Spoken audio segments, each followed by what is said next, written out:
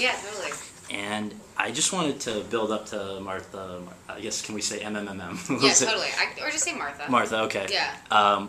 Did you go to the movies growing up? And if you did, were there any films or actors that were favorites or influences for you? Totally. Yeah. I mean, I went to the movies growing up, but I mean, as a kid, most of my memories are movies at our house for some reason. Like, well, family favorites tend to be like Tremors, Terminator, The Goonies, Jaws.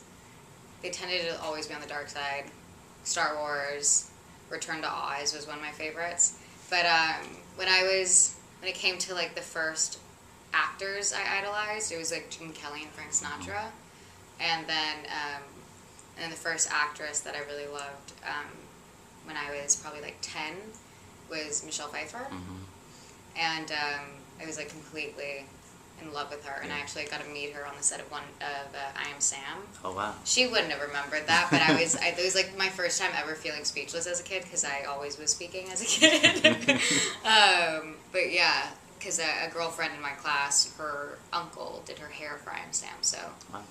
Yeah, cool. So that was exciting for me. And I mean, obviously, I guess to some extent, well, to a large extent, I guess you grew up in the industry because of just your. Can you? I think everybody knows about some of your family, but maybe you can talk about just, do all of your family work in the industry? Well, my oldest brother, he's 27, and he wants to be a screenwriter, so he's like really active at that. Also, you know, for television too. So he has lots of different writing partners, or two, really. And he's the person in my family when it comes to movies who's just like the encyclopedia. So growing up for me, it was really his influence and his aesthetic and the movies and music and books that he made me read. So now I have like this, whoopsies, who cares? I have this like masculine aesthetic now. Like for some reason, when I was in high school, I preferred to read Bukowski and Planek and men who are all like bizarre and like sex addicts, you know, or like write about sex addicts and alcoholics. And for some reason, I enjoyed reading that as a 17-year-old young woman. So that's a little weird. But no, I mean, a lot of my taste comes from him, really. And just, I guess, the question would be also, do your parents work in the industry? Did your others? I mean, and at what point did you, I guess I've read that you were on sets like from the time you were toddler. So. Yeah, totally.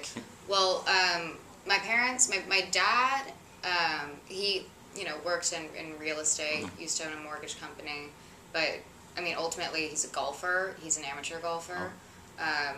And if you are in Southern California, or like you know who my dad is if you are a golfer, which I like love. He's a really great scratch golfer, and we want him to try and qualify for the senior tour and stuff like that. And my mother was a ballet dancer. She danced with LA Ballet, and she since she was like 12 until she graduated high school, she would dance with ABT in New York every summer. So she was a great dancer.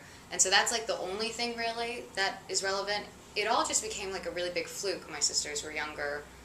My mom's friend, her kid was with an agent, and the agent found out that my mom had twins. And so, you know, that I guess is attractive for babies or something when it comes to work, because then they can work double time. And so that's how that all happened in there, like 6-9 months or something. Wow. Yeah, so that was random. And then for me, it was just like, I always grew up on sets, but it was mainly like old musicals that I loved, and I loved ballet, and I loved going to the theater. Phantom of the Opera was the first play I saw live, and that was like a magical musical experience.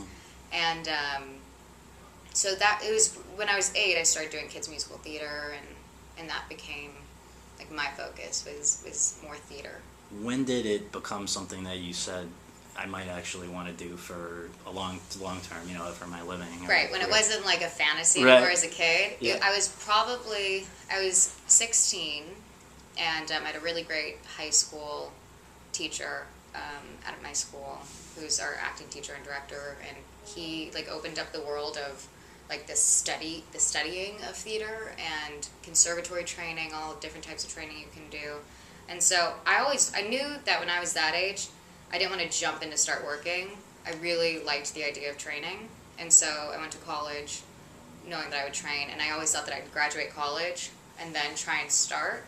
And, you know, I had some fantasy that I'd go to Chicago for a year and, like, try and get jobs in theater there and then move to New York. And but what ended up happening is the conservatory I went to in college, the Atlantic Theater Company, because they're a functioning off-Broadway theater company, so they would have me audition for plays for understudies that were age-appropriate. And so I met a casting director that way, and I understudied an off-Broadway play, then I understudied a Broadway play, and then this agent, who's now my agent, heard about me through one of my teachers, and that's just how that all happened. It all started, yeah. Yeah, and it happened my junior. I met her my sophomore year, but then I went to Russia, and so it happened like second semester of my junior year of college. And so what I had read in going over sort of other interviews and stuff you've done was that you'd only been really looking at film scripts for 6 months or so. Yeah, like 6-7 months, because we cast in July and I started in January. And that's so. When did you first? How did you first come to hear about Martha? Well, it was just one of like the 7-8 scripts I'd get a week, really? and you know, it was like, hey, have you read the movie with the M's? And I was like, no, yeah. And then I read it, and I read it twice before I auditioned. I really loved it. It was like the first really great film I was allowed to read. And Sean Durkin, the director and the writer, he wanted to cast an unknown. And the way they work out with their investors is that their investors have no artistic control of anything. And so if he wants to cast an unknown, he's allowed to. Wow. So I just got really lucky that that's what he wanted, and that's how they set up their whole system.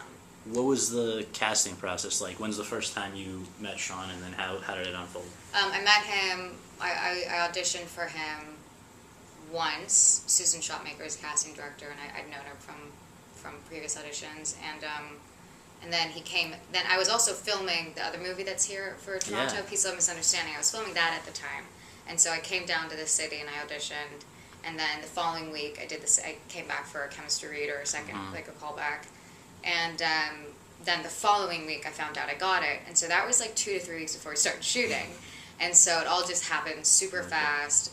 We met and had tea. I did a fitting. And then, you know, 1 week overlapped with the other movie. We made it work out. And so I was driving myself back and forth for, like, the first week a couple times. Peace Love was in upstate? Is that yeah, right? they're both in upstate. Both in one upstate. was east and one was west. Oh, wow. Oh, my so God. I just did, like, this hour-and-a-half drive back and forth a couple times. Jeez. And just for the first week. And, yeah. So that was, I mean, it was really fast the way it all happened. Yeah, you got thrown like right into the deep end. That's yeah, amazing. and it was great because it wasn't enough time to like get all psych yourself out about Right. anything, because it is, you know, it's kind of a beast of a project if you step away from it, and I never really had the opportunity to do that. Was there enough time though, as far as you were concerned, to prepare in the way that you wanted to? And then I'm curious to know what you did do. If there was, you know, I guess what can you do? Are there people that are escape from cults that you can read up on, or no, you know what, the funny thing is when I did read the script, it didn't remind me too much like of a cult story. It reminded me more of what's something that happened to this young woman. And for me, what I understood most was really her paranoia, and so that was something that I started focusing on. And then I try to figure out how to make her really like a fully realized person, and what her goals and hopes were, and why she would end up there, and all those things. And so really, because it is like 2 films, all I could do is just be. I'm really big on like analyzing and being analytical with scripts, and so all I could do was that really, and break down the script. And Sean, a lot of things in this film is inspired by someone he knows, her story that she spoke about for the first time after 7 years. That wasn't with her family or therapist, and so for me, a lot of things I would just say, okay, did she go through this? Like, what happened? I didn't want to talk to her because it's her privacy. I'm not depicting her story. It's not, you know. So I didn't feel like I wanted to really invade her personal space. But I'd ask him, you know, did this happen to her? Was she, you know, sexually abused? What happened? What was the whole land like? So now I have an image of like what actually happened to this other person, and how I could understand her psychology of what happened with like what the manipulation led to, how she was brainwashed, and things like that. Even though you don't ever think about something as brainwashed, but more or less that was like the research I sort of did, and that was kind of just day to day.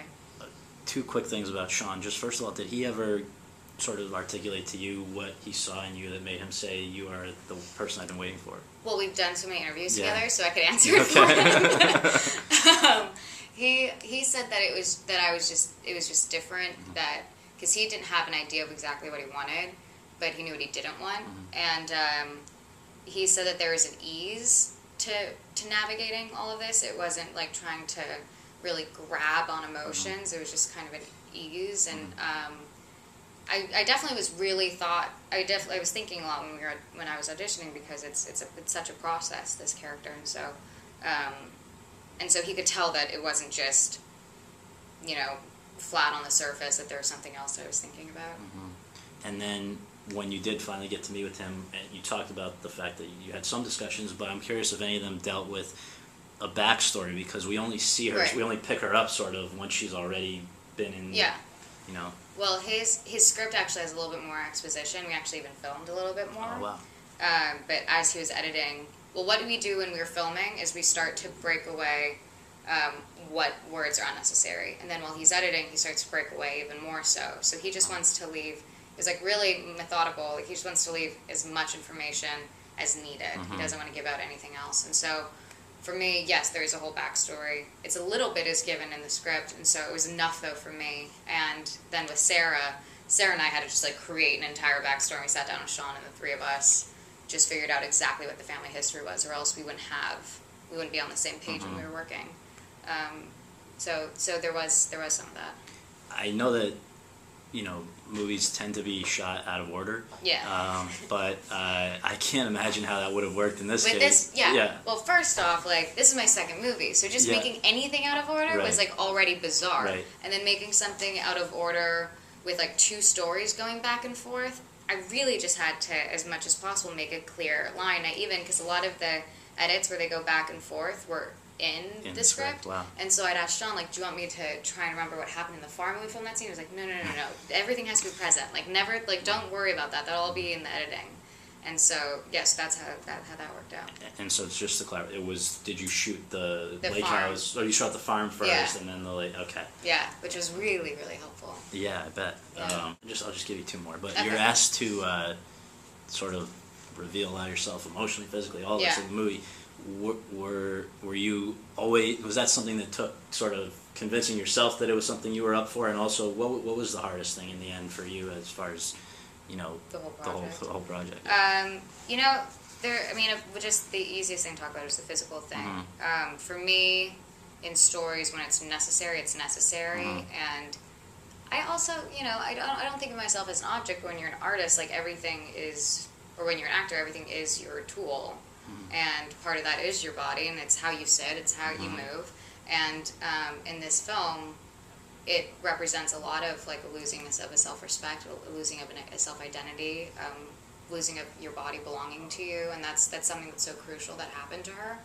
And I think also when people watch it, it's not a comfortable, sensationalized thing. People are very uncomfortable. It's voyeuristic to watch it, and so it was very necessary. And then the emotional stuff is just it's just part of the job. So to me, it's like a gift to be able to have a script where you get to navigate so many different things. And the hardest part was actually because we created such a close-knit group on set, and it was so comfortable, and I felt really safe. Anytime we had extras is when I felt really uncomfortable because and I was allowed to also because the character is incredibly uncomfortable and freaked out by the new people around her, and so that was difficult just because in between takes people want to talk to you and they're not real extras. They're just people in the town who are really excited to be in a movie, and so you don't want to be mean to them, and so that was a little difficult for me. So the last thing is just movies. I guess was first seen at Sundance, and so I was curious just about different reactions to it. First of all, what you make of the critical response, which seems to have been really great, and there's all this already Oscar buzz and all this stuff. That's crazy. Also, then from your, different peers and people that you now encounter. Yeah. And your family, who some of them are in this business, I'm curious what they told you about it. They haven't seen it. They haven't seen it? No, none of my family's seen it. My dad's going to see it with me tomorrow. Wow. And then everyone else in my family is going to see it at the premiere. Wow. Because, Searchlight's really protective over yeah, it, so yeah. there's no way Give for out them a to see it screener. unless they go to a screening.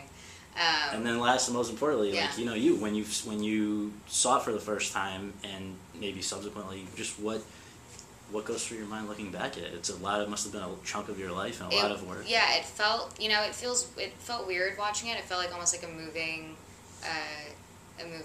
photo album or something. Mm-hmm. Like, I don't know how to watch a movie as a movie that I'm in. I always think like, oh, that day, this has happened, this is what the weather was like, oh, I remember that. And so I don't actually know how to watch it.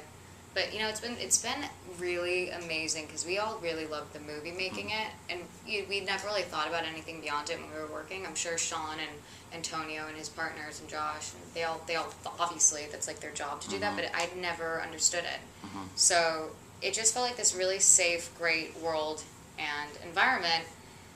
And so then when we got critical acclaim for it and people were writing good things about it, it was like ridiculous. Like, it was my first movie coming out. I mean, it's totally ridiculous and exciting, and also a little nerve-wracking because, everyone it's an ebb and flow. It's a roller coaster ride. So whatever happens next, it might not be this high in people's list, but this it's been a really amazing experience through since January. Yeah. Congratulations and Thank thanks you. a lot. Thanks.